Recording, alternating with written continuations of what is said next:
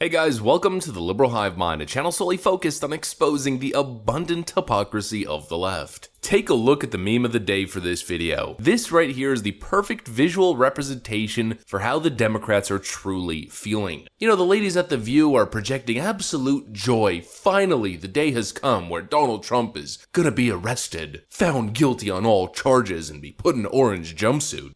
The twice impeached, I can't even speak. Twice impeached. The twice impeached, one term, once indicted, but who's counting? Former president is reportedly facing more than 30, count them, criminal charges. So, how do we feel about this unprecedented moment in American history?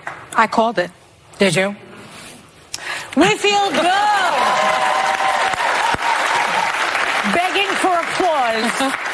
So it really is a celebration of the law. It's a celebration of the law and how it applies to all of us. Cheers of joy, glee, and excitement. We finally got the evil orange man. That's what they're projecting outward. But of course, an indictment doesn't mean anything. I mean, they're essentially pretending that he's been found guilty of some serious heinous crime, and that this means that Trump is done. But of course, in reality, at least some of them know that that isn't the case at all. Deep down inside, many Democrats know that they might have just sealed the deal of their own demise. It seems as though Democrats might have actually remedied one of Donald Trump's biggest electoral vulnerabilities. Let me show you guys exactly what I mean by that. We got some stuff to get into, so let's roll the tape. Alright folks, so this article says it all. We've got this piece from the New York Times. Joy, vindication, and anxiety. Democrats absorb a consequential moment. In some ways, it was the turn of events that Democrat voters had dreamed of and some of the party's lawmakers had long demanded. After years of telling lies, shattering norms, and inciting a riot at the Capitol, and being impeached twice, Donald Trump on Thursday became the first former president to face criminal charges. We've been waiting for the dam to break for 6 years, declared Carter Hudgens, 73, a retired professor from Charleston, South Carolina. It should have happened a long time ago, added his wife, Donna Hudgens, 71, a retired librarian. Yes, two real legal experts. But as the gravity of the moment sank in, Democrat voters, party officials, and activists across the country absorbed the news of Trump's extraordinary indictment with a more complex set of reactions. Their feelings ranged from jubilation and vindication to anxieties about the substance of the case, concerns that it could heighten Trump's standing in the party, and fears that in such a polarized environment, Republicans would struggle to muster basic respect for the rule of law as the facts unfolded. They are going to treat him as if he is Jesus Christ himself on the cross being prosecuted. Well, that's probably because he essentially is. You, out of your mind wacko blue anon Democrats, did this, said Representative Jasmine Crockett, a Texas Democrat from Dallas,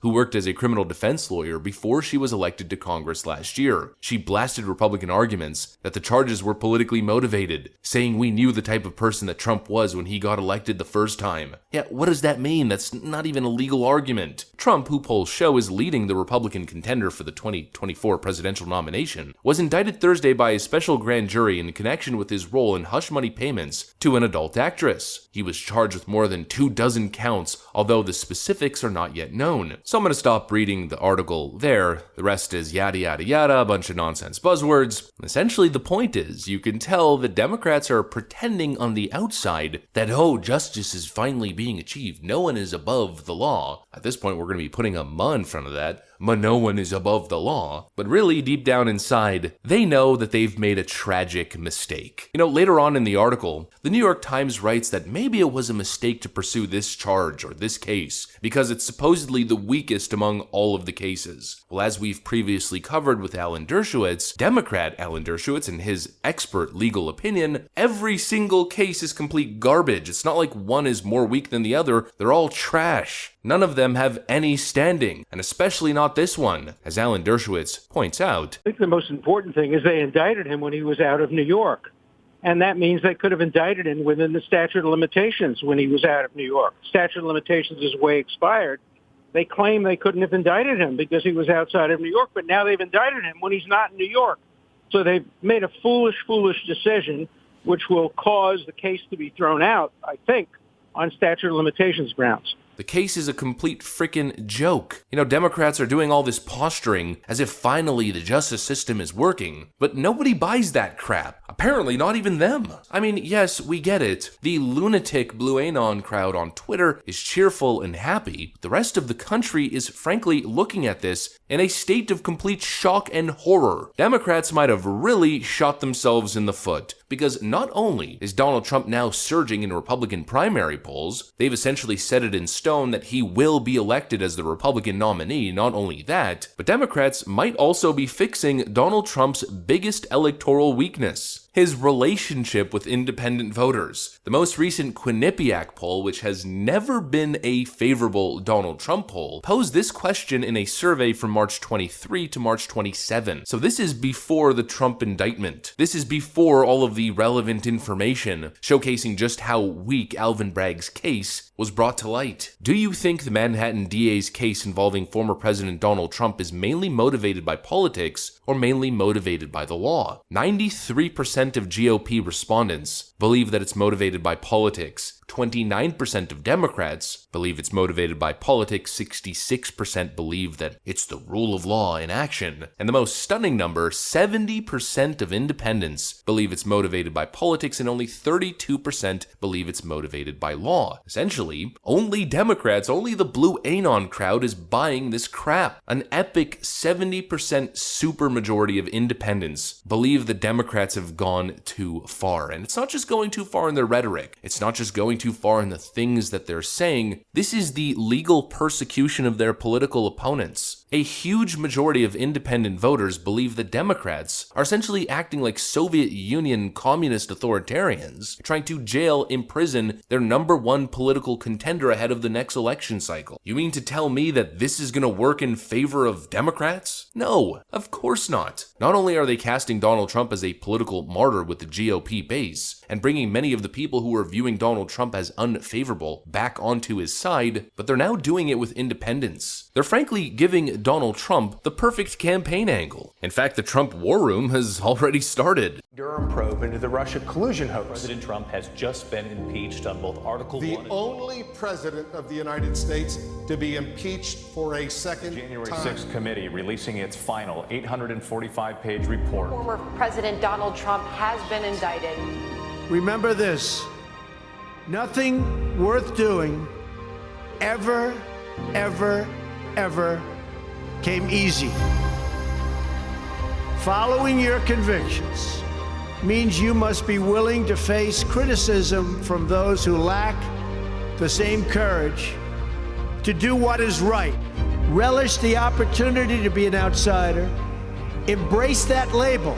Being an outsider is fine. Embrace the label, because it's the outsiders who change the world and who make a real and lasting difference.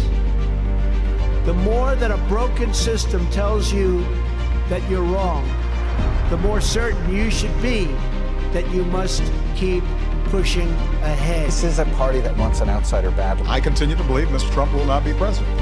You must keep pushing forward. Never, ever give up.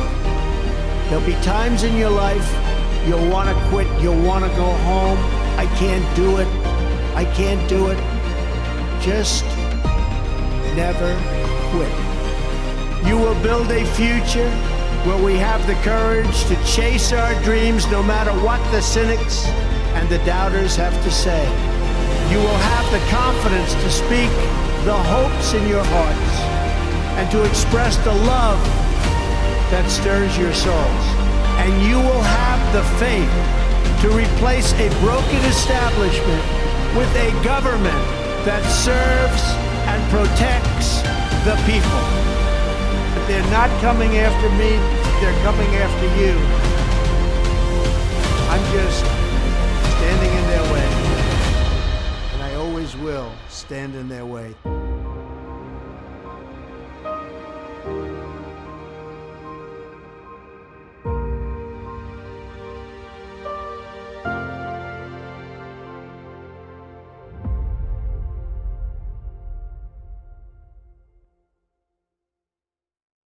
Big mistake. Giving Donald Trump the exact angle that he needs to run in the next election cycle, saying, look what they did to me. Look at what we are fighting against. You know, I guess we could call it Drain the Swamp 2.0. Democrats seem to be inadvertently fixing a lot of the problems that the Trump campaign has been facing recently. They've given his campaign a theme, they've essentially made him a more, I guess, sympathetic figure to independent voters, and they're bringing the Never-Trumpers to his defense. Yesterday we talked about Geraldo Rivera and Ben Shapiro. Now we have former Attorney General Bill Barr slamming pathetically weak legal theory behind Trump indictment. An abomination. Legal scholars across the board calling this case outrageous, many of those legal scholars Democrats. I truly believe they're making a grave mistake, and even they know it. Even the New York Times seems to be adding that as a caveat. We've been fighting for this for so long, and finally we're getting justice. But also at the same time, we might have just turned Donald Trump into Jesus himself. Whoops. Absolute morons. I'm just gonna end the video with this, what I've been saying. Manhattan clown Alvin Bragg, I know that you're keeping your indictment sealed as of now, but boy, oh boy, you better have something real concrete. Something real serious, or this thing, I promise you, is going to blow up in your face like nothing else before. That's what I got for you guys. Hopefully you enjoyed this video. If you did, make sure to leave a like and possibly subscribe to the channel. Thanks for watching, friends, and I'll see you on the next one.